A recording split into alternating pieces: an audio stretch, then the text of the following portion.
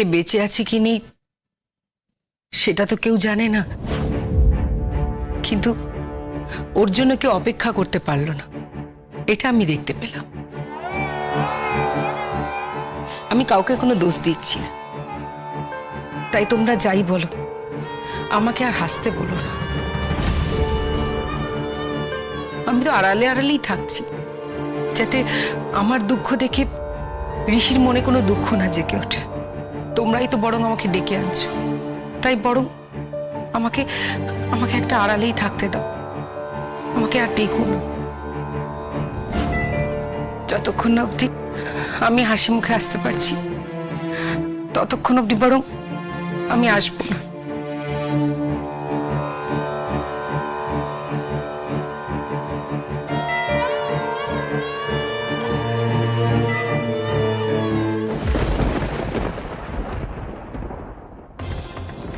কি যে আনন্দ হচ্ছে আমার, এবার তবু একটু সুযোগ পেলাম, আগের বার তো কোনো সুযোগই পাইনি।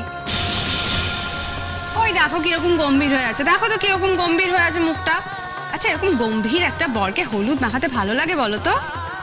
শোনো, তুমি এখন এটাই ভাবো যে তোমার গায়ে মাখানো হলুদ এখন মেয়ের বাড়ি যাবে, বুঝলে? ও বৌদি ভাই, তুমি যে সবসময় কেন দাদা ভাইকে এত এম্বারেস করো কে জানে। এখানে তো আত্মীয় স্বজনরা আছে। তুমি কেন বলো তো বারবার ওকে আগের পক্ষের কথা মনে করিয়ে দাও? তোমার এইটুকু বুদ্ধি নেই? আচ্ছা আমি কি বললাম বলো তো? যা সত্যি তাই তো বললাম। কি সব সত্যি না সব জায়গায় বলার দরকার হয় না। ঝিলমি, তুই যাচ্ছিস গায়ে হলুদে তত্ত্ব নিয়ে? হ্যাঁ দাদা ভাই, কেন বলতো? না না, এমনি বলছি, তুই তো আগে যাসনি। বাড়িঘর ভালো করে দেখে আসিস, বাড়ির লোকজনদেরকেও ভালো করে। বিয়েটা বদলাতে পারবে কি? উফ বৌদি ভাই তো কথাটা আমার সাথে বলছে না। আচ্ছা ঠিক আছে দাদা ভাই, আমি দেখে আসবো ওদের বাড়িঘর, ঠিক আছে? শুধু বাড়িঘর না, বাড়ির লোকেদেরকেও ভালো করে দেখে আসিস। বাড়ির লোকেদের? হ্যাঁ, আত্মীয় স্বজনরা কারা আসছে যাচ্ছে সবার সঙ্গে আলাপ করিস, তা না হলে লোকে আনসোশাল বলবে। ওহো আচ্ছা, কিন্তু এইটুকু সময়ের মধ্যে আলাপ পরিচয় কি করে করবো বল? আর ফিরে এসে তো আমাদের আবার রেডি হতে হবে না? তাও চোখ খোলা রেখে মন খোলা রেখে সবার সঙ্গে আলাপ করে আসবি। আচ্ছা ওদের আত্মীয় স্বজনদের সঙ্গে যদি আলাপ না করিয়ে দেয় আমাদের, তাহলে কি করে কথা বলবো? বাড়িতে যারা থাকবে তাদের সঙ্গে না হয় কথা বললাম। অন্তত বাড়ির সব লোকদের সঙ্গে আলাপ করে আসিস। দেখ বাড়ির লোক বলতে তো ওই 3 জন, ওনাদের সাথে তো আমাদের আলাপ হয়ে গেছে। কেবলমাত্র ওর ওই দিদির সঙ্গে আমাদের আলাপ হয়নি, ও তো এলোই না সেদিন আমাদের বাড়িতে। সবসময় আড়ালে আড়ালে থাকে, সেটা তো একটা ব্যাপার। তার সঙ্গেও আজকে আলাপ করে আসিস, বুঝে আসিস তো ব্যাপারটা কি। আমরা নেমন্তন্ন করেছি, আসিনি, আমার খুব অপমান লেগেছে, তাই জিজ্ঞেস করছি। ও আচ্ছা ঠিক আছে, তুই ভাবিস না, আমি ওদের বাড়ির সবার সঙ্গে আলাপ করে আসবো, কেমন? এ কি হয়েছে গো, কিছু ব্যাপার আছে নাকি? কোনো ব্যাপার নেই বৌদি ভাই, তুমি এক কাজ করো, ওকে বরং হলুদটা মাখিয়ে স্নান করানোর ব্যবস্থা করো।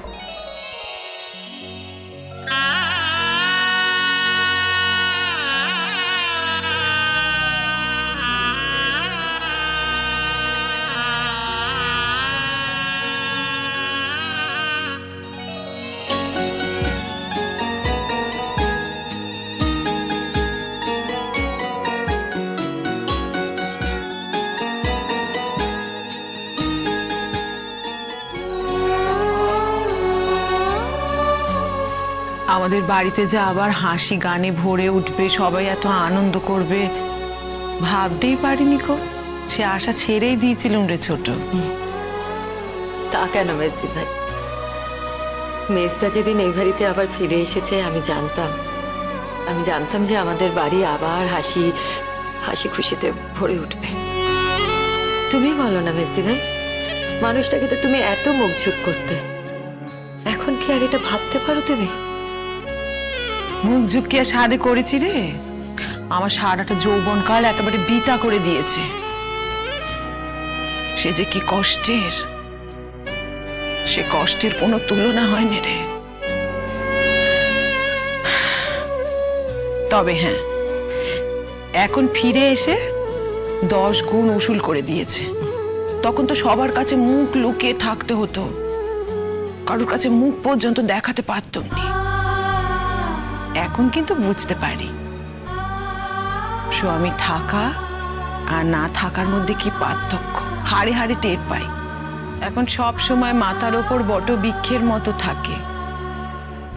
আগে যেমন সব দায় দায়িত্ব আমাকে নিতে হতো, সব কথা আমাকে বলতে হতো, কিন্তু এখন জানি একজন মাথার ওপর রয়েছে, তিনি সব কিছু ঠিক করবেন। শুধু কি তাই, এই যে তোরা আমার এত যত্ন আত্তি করেছিস, বাদ তো রাখিস নি কিছু, কিন্তু স্বামীর যে কি যত্ন আত্তি তা কোনোদিন টের পাইনি। কতদিনই বা ছিল, কিন্তু এখন বুঝতে পারছি, জানিস তো স্বামীর যত্ন আত্মি কি। এখন তো সব সময় আমার চোখে চোখে রাখে, আমি কি খেয়েছি, কি পড়েছি, আমার কষ্ট হচ্ছে কিনা, সব সময় নজরে নজরে রাখে রে। সত্যি রে বোন, ভাবতে পারিনি এখন যে লোকটা এতদিন ছিল না। মনে হয় সব সময় এইরকম জড়িয়ে জাপটেই ছিল।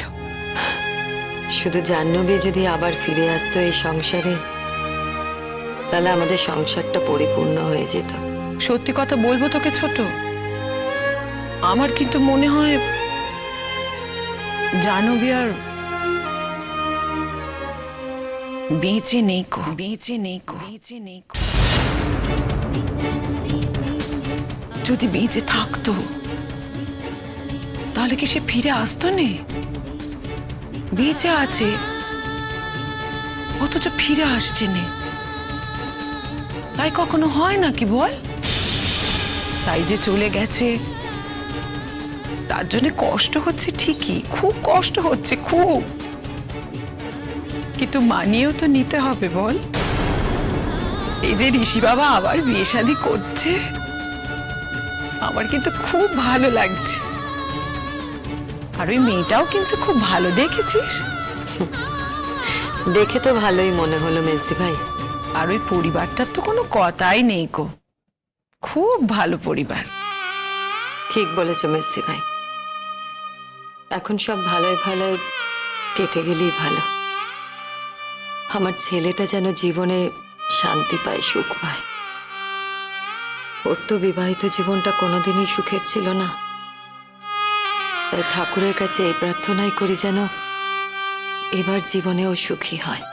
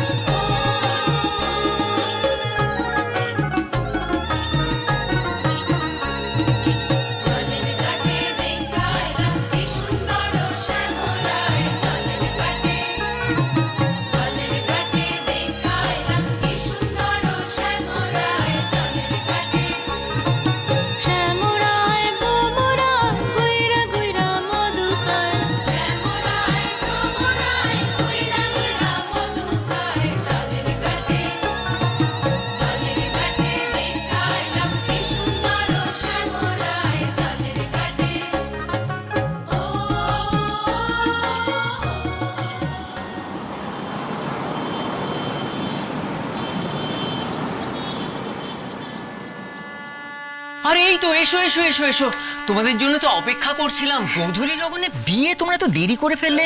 মেয়ের তো মানে চান টান করে রেডি হবে। আরে বুঝতে পেরেছি, আপনি তো চিন্তা করছেন কেন, এই তো আমরা এসে গেছি। আসলে খুব ট্রাফিক জ্যাম ছিল। আর বলো না, সত্যি সত্যি। হ্যাঁ গো, এসো এসো এসো, দেখো লেখা চলে এসছে, হর্ষ ঝিলমিল। আসুন আসুন, ভেতরে আসুন।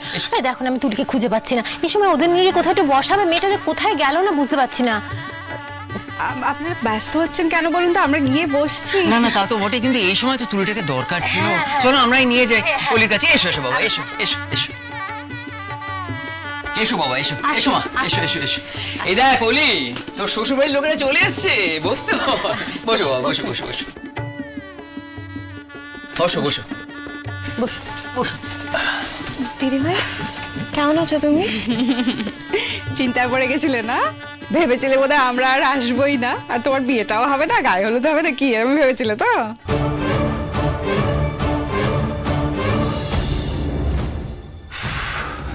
রেখা,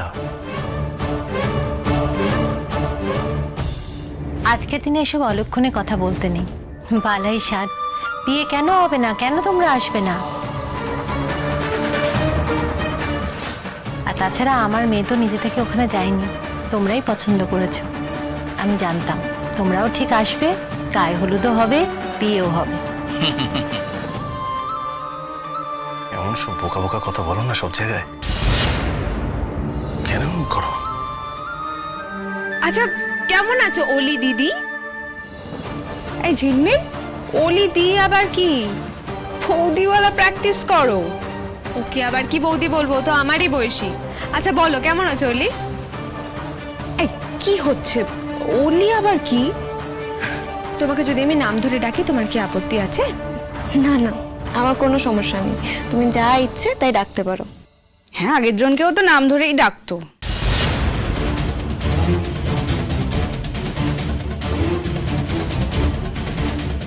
জাহ্নবী বলেই তো ডাকতো ওকে।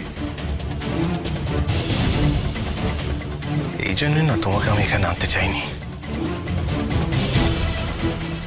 যাকে তোমরা এখন একটু বসো, এখানে গল্প করো, আমাকে এবার ওদিকটা দেখতে হবে। অলিমা, তোর এখানে বসে থাকতে তো আর চলবে না। গায়ে হলুদের পরে তোর চান আছে, সাজগোজ আছে। হ্যাঁ, যা যা, এরা তো সবাই থাকবে, এখন খেয়ে দিয়ে যাবে বরং। না না আঙ্কেল, আজ আর খাওয়া দাওয়া করে যাওয়া সম্ভব হবে না। আমরা তো আবার বিকেলে সেজে গুজে আসবো, এখন আর হবে না, অনেক সময় খুব কম। তা বললে কি হয়? কুটুম বাড়িতে এসেছো, আজকের দিনে কি এমনি এমনি ছাড়া যায়? আরে এই জন্যই তো তুলিটাকে খুঁজছি, কোথায় যে গেল না মেয়েটা। হ্যাঁ গো, ওরা তো বলছে কিছু খাবে না। এবার একান্তই ভাত যদি নাই খায়, দুপুরে কিছু না খায়, তাহলে ওদের একটু অন্য আপ্যায়নের ব্যবস্থা করো না, দেখো না। আরে সেই জন্যই তোকে ডাকছি, কোথায় যে গেল মেয়েটা। আমি একটু আসছি, হ্যাঁ, তুলিকে ডেকে নিয়ে আসি। তোমাদের বাড়িতে না খালি তুলি নামটাই শুনি আমি। আগের দিন তো আমাদের বাড়িতেও গেল না, আজকে একটু আলাপ করিয়ে দাও না আমাদের সঙ্গে। হ্যাঁ, কিন্তু আমি এখন কি করে যাব বলো, আমাকে তো কেউ উঠতেই দিচ্ছে না। আচ্ছা তোমরা বসো বসো, আমি নিয়ে আসি বরং তুলিমাকে। দাদা ভাই বলেছিল ভালো করে খোঁজ খবর করতে, এই বাড়িতে কারা কারা আছে সবার সঙ্গে আলাপ করতে।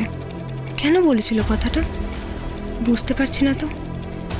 কিন্তু যাই হোক, ওদের বাড়িতে আরও একজন যে মেম্বার আছে তার সাথে কিছুতেই দেখা হয় না। আমাদের বাড়ি যাওয়ার কথা ছিল, তাও তো গেল না। একবার দেখবো নাকি গিয়ে।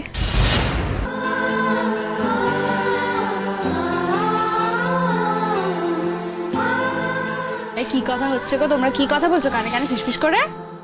তুমি তো বৌদি হও, তাহলে তোমাকে সবটাই বলা যাবে। বলছি, আর তো কয়েকটা মাত্র ঘন্টা, তারপরেই তো বাজবে ড্যাং ড্যাং ড্যাং। কি হচ্ছে এসব? আরে লজ্জা পাওয়ার কি আছে? আমাদের বাড়িতেও তো একজন ছটপট ছটপট করছে মনে মনে।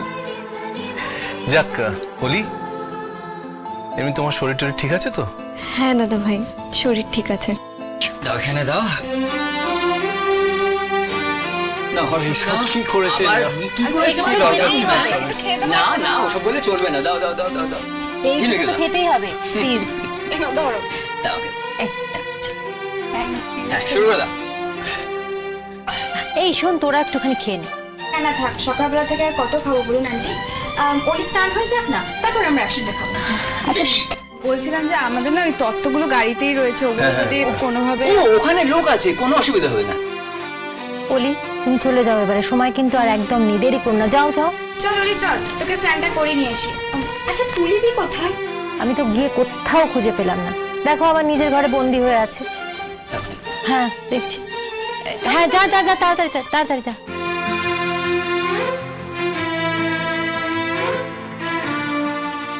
বলছি, তুলিদির সাথে তো আলাপই হলো না।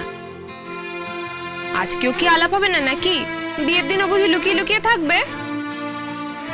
কি করে লুকিয়ে থাকবে? আজকের দিনে কি করে লুকিয়ে থাকবে? এই তো সন্ধেবেলা বিয়ে, এরপর ও যদি লুকিয়ে থাকে তাহলে অলি প্রচন্ড অভিমান করবে ওর উপর। আসলে মেয়েটা খুবই লাজুক, লোক দেখলেই সরে সরে থাকে। আচ্ছা আমি যাব গায়ে হলুদ দেখতে। এই ঝিলমিল, আমরা তো এখনই বেরিয়ে যাব, আমাদের তো সাজগোজ করতে হবে না, পার্লারে যাব তো, সন্ধ্যাবেলায় তো আবার আসা। আরে তোমরা খাও না, খেতে খেতে আমি চলে আসবো। তুই একটু মুখে দিয়ে নে, একেবারে বেরিয়ে যাবো, আর দেরি করবো না। বাড়ি থেকে বারবার বলেছেন না তাড়াতাড়ি ফিরতে। একটুখানি দেখবো দাদা ভাই। ও আচ্ছা ঠিক আছে ঠিক আছে, 5 মিনিটের তো ব্যাপার, ও যা, কিচ্ছু হবে না 5 মিনিটে। ঠিক আছে, যা যাও। তাড়াতাড়ি যা, তাড়াতাড়ি যা, চলে আসবি, দেরি আমাদের করিস না। ওপরে ব্যবস্থা হয়েছে, তুমি একেবারে নিজের বাড়ি মনে করে চলে যাবে। যা, এসো।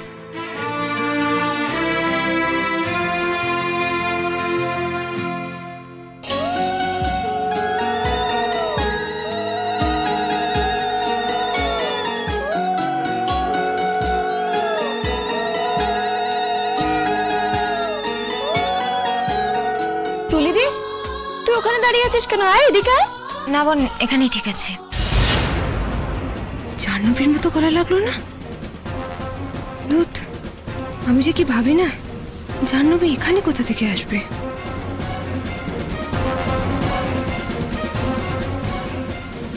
ওলি, আমি কিন্তু এসেছি।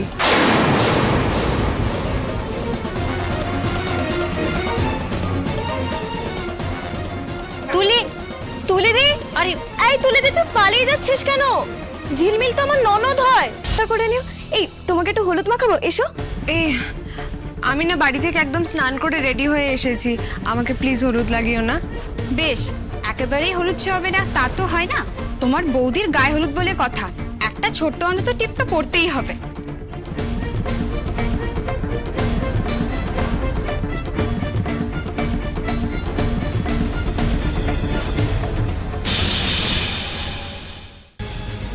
কি আশ্চর্য, একদম জাহ্নবীর মতো দেখতে লাগলো একটা পাশ থেকে। কি করে সম্ভব? কিন্তু ও তো, ওর পিস তো দিদি, নাম তুলি। দাদা ভাই কি এই জন্যই সব খোঁজ খবর করতে বলেছিল, সবার সঙ্গে আলাপ করতে? আচ্ছা দাদা ভাই কি কোনোভাবে একে দেখতে পেয়ে গেছিল? দুটো মানুষের চেহারার কি করে এরকম মিল হয়? না, দাদা ভাইকে কে বলতেই হবে কথাটা।